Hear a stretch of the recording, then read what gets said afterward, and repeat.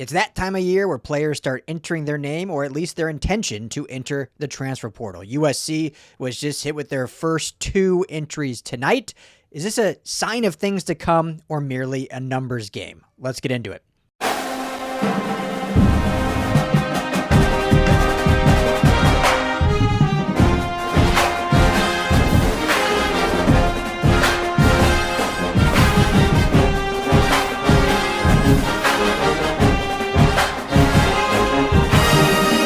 What's up, Trojan family? Welcome to the USC LAFB show here on the LAFB network.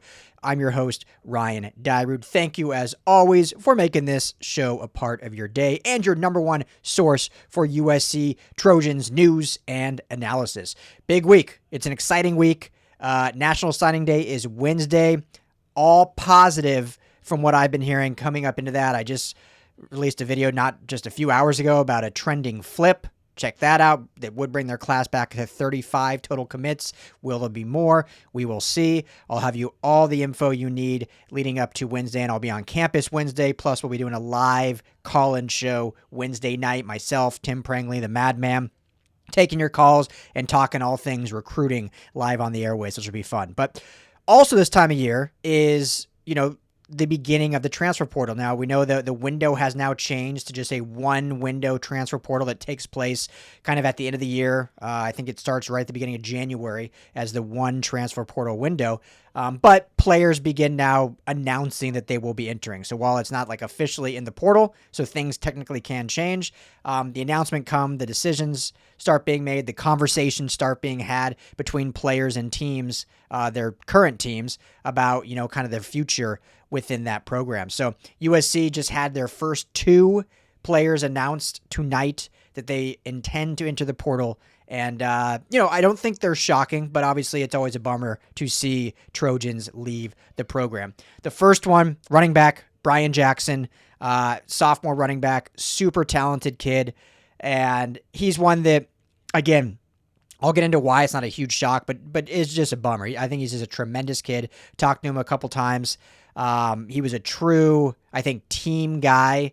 Didn't care about the accolades. I remember talking to him back at fall camp, and that was when they had just brought in Wayman Jordan and Eli Sanders, and he was seen as kind of RB3 or kind of that 3-headed tandem, or not tandem, but 3-headed triage, if you will, and kind of asked him, like, what is the room like when you're not like the main guy and you have to kind of share the load and kind of, but what skill set do you bring to the room? And he was just like, super humble, like, hey, I'm here to do whatever the team wants me to do. I think we all bring different skill sets for different scenarios, and however I can help this team is what I want to do. So I think he's a super selfless guy, a really talented running back. Unfortunately, dealt with that turf toe really all season long, and who knows if he would have played really at all if it wasn't really forced to because of the injuries to both Wayman Jordan and Eli Sanders. When that, infamous Michigan game, him having to come in after not dressing and being on the injury report, USC had to pay a fine for that, and comes in after the second half, gets dressed, and ends up scoring a touchdown in that game. So unfortunate. Finishes the year 36 carries, 123 yards, 4 touchdowns. So, not a huge production year, but again, he missed a lot with injury and then really was just battling that even still. And I don't think he was ever truly 100%, even when he came back and was really the backup to King Miller the rest of the way. So, but the reality is, as talented as he is, and as much as I would have loved to see him stay, this is just going to be a loaded running back room. Wayman Jordan, I don't know 100%, but I'm pretty confident he will return. I think had he played the entire season at the pace that he was playing, he would have gone to the NFL draft. I think he would have been one of the top running backs probably taken in the draft. But because of the injury, because of having to have surgery, because of it being, a lower body leg injury as a running back, and, you got to prove that you're back to what you were at the initial form when you're running between tackles. Is your cut the same? Can you hit the same top end speed? I think because of that, it'll be in his best interest to come back and hopefully put a full healthy season together with USC going to the draft next year. As if he plays healthy, he might be the top running back from what we saw this year. So I expect him to be back. Not a guarantee. Haven't spoken to him personally, but with him back, Eli Sanders will be gone. He's out of eligibility unless there's some, medical redshirt thing he could potentially do. But by all occasions, he is out of eligibility. So, but Wayman Jordan, I expect back. You got King Miller, which obviously has to be given a scholarship. If USC doesn't, he'll get one somewhere else, but I think he deserves and proves that he should be one of the USC Trojans running back moving forward. So King Miller. You got Harry Dalton and Riley Wormley, who are both your freshmen this year. Harry Dalton, like I've said all along, when healthy, I think he's just going to be a beast. He's a true 3-down back, great size, great cut, great speed. So he has a lot of things he can do well. Riley Wormley was injured at the end of his senior season, so we really didn't get to see much of him all year.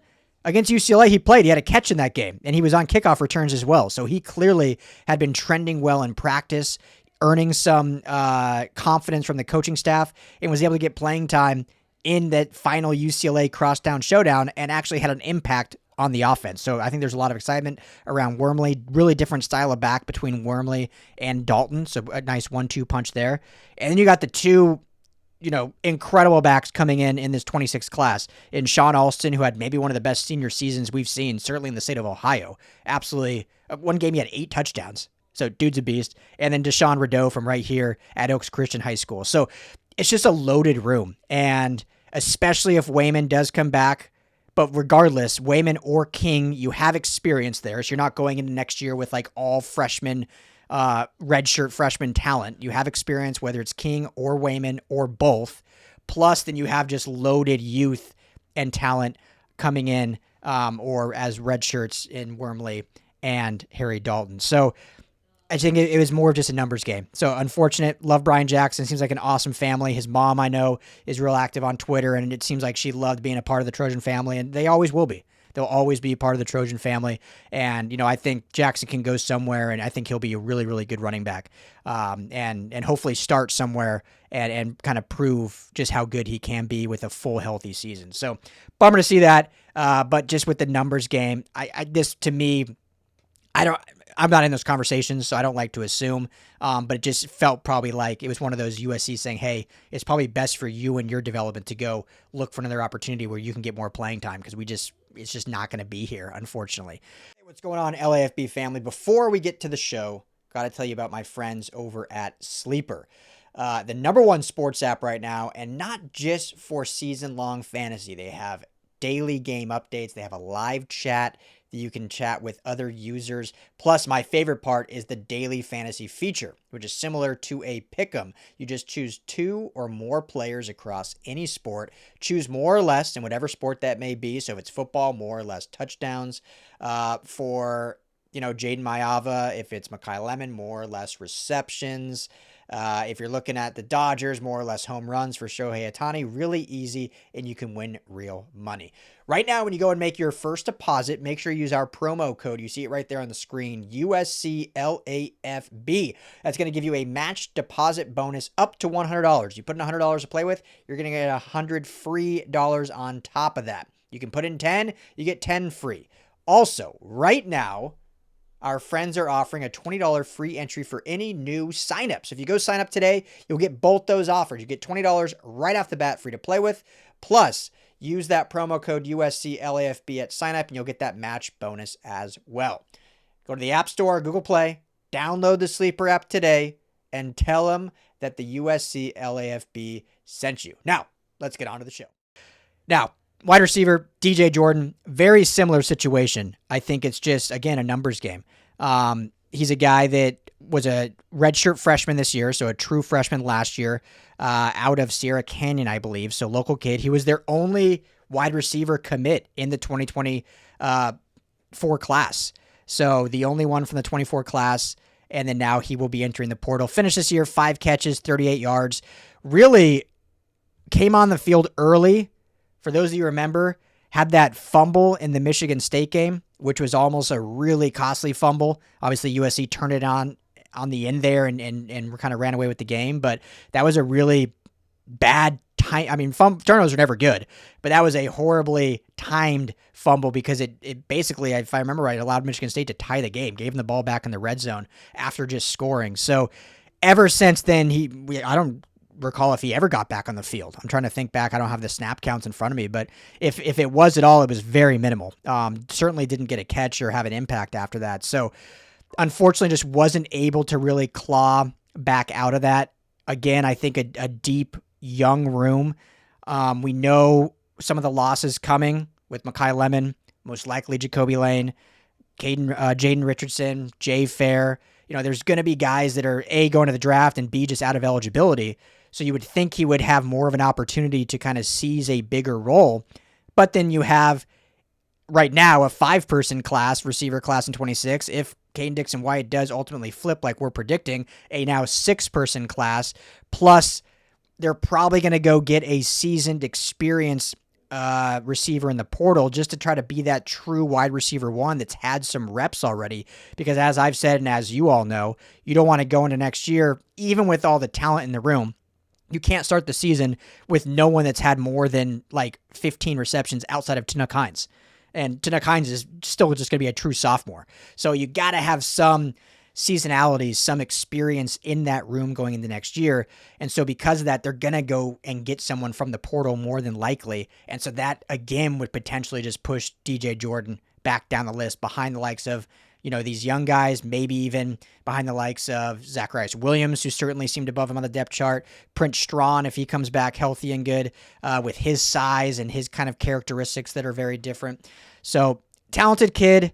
From what I heard, he worked his tail off in practice. I think there was a lot of coaching, a lot of mentoring between him and Dennis Simmons and probably Coach Savage as well in the inside receivers room. But I think ultimately, again, just a numbers game. Going to go somewhere where he can hopefully have more opportunity, get more reps, continue honing his craft, and prove to everyone that he is a really good receiver, because I think he certainly does have that ability. It just, didn't work out here because of, just how deep that room is. So we shall see what other names. There will certainly be more.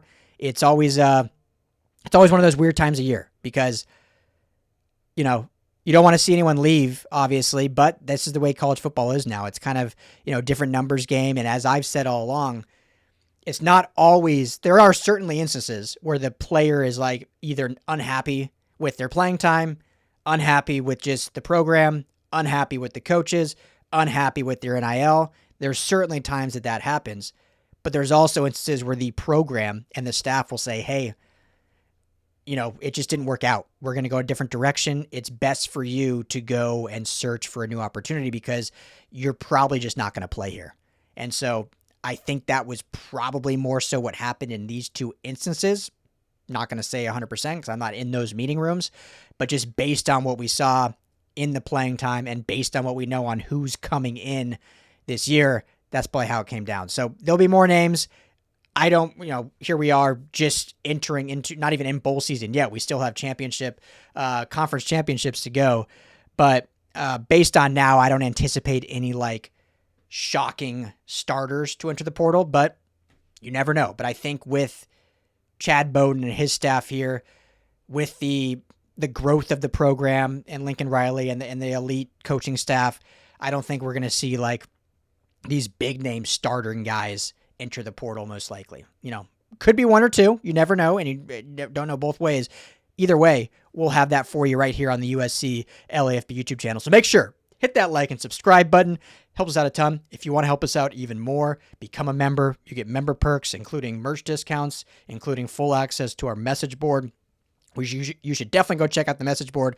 We'll have a running tally of all these transfer portals. Great conversation, trying to build it up. Still brand new, building groups there. So it's going to be a real community kind of social experience over on LAFBnetwork.com. So check that out. But you can become a member right here and you get access to all of it anyway. And plus merchandise discounts. So that's it for now. I'm sure seeing how USC does things, I'll probably be back on here in a couple hours and have something for you bright and early tomorrow morning. We shall see. But appreciate you, family. As always, fight on.